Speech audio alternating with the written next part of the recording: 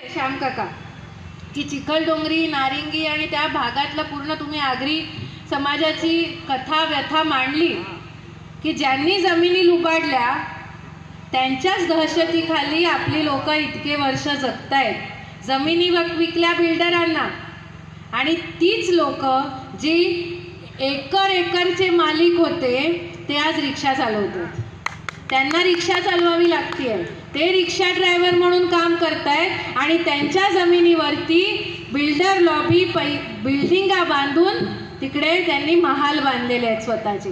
त्यामुळे हे कुठेतरी थांबलं पाहिजे, त्यांना न्याय मिळाला पाहिजे आणि ते न्याय मिळवून देण्याचं काम भारतीय जनता पार्टीच्या वतीने आपण निश्चित करू. त्यामुळे तुम्ही सर्वजण आज जे येता आहात त्यांचं तुमच्या मनापासून मी सगळ्यांचं स्वागत करते.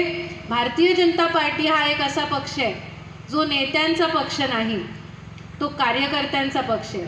आपल्या सगळ्यांचे लाडके पंतप्रधान नरेंद्र मोदीजी सुद्धा स्वतःला भारतीय जनता पार्टीचा कार्यकर्ता म्हणवतात आणि म्हणून त्यांचा प्रत्येक कार्यकर्ता, मग तो महाराष्ट्राचे प्रदेशाध्यक्ष असू दे किंवा कोणत्याही राज्याचे प्रदेशाध्यक्ष असू दे, ते बूथ कमिटी प्रमुखापर्यंत प्रत्येक जण हा भारतीय जनता पार्टीचा कार्यकर्ता म्हणून काम करत असतो. आणि म्हणून संपूर्ण भारतामध्ये आज जर कोणती मोठी पार्टी असेल, सगळ्यात मोठी पार्टी असेल तर ती भारतीय जनता पार्टी आहे. कारण हा पक्ष नेत्यांचा नाही, पुढाऱ्यांचा नाही, तर हा पक्ष जमिनीवर राहून लोकांसाठी काम करणाऱ्या कार्यकर्त्यांचं आहे.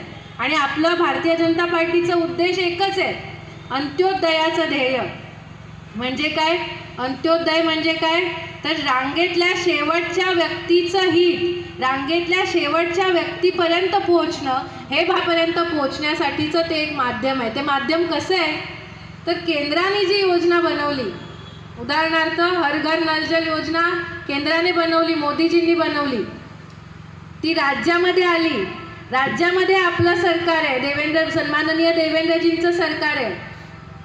पुढे जाऊन महानगरपालिकेमध्ये जर ती योजना 100% अंमलबजावणी त्याची करायची असेल, जिल्ह्यामध्ये त्याची 100% अंमलबजावणी करायची असेल, तर तिथे सुद्धा सरकार त्याच विचारधारेचं असलं पाहिजे, तरच केंद्रातनं निघालेली विकासाची गंगा गावापर्यंत पोहोचू शकणार आहे.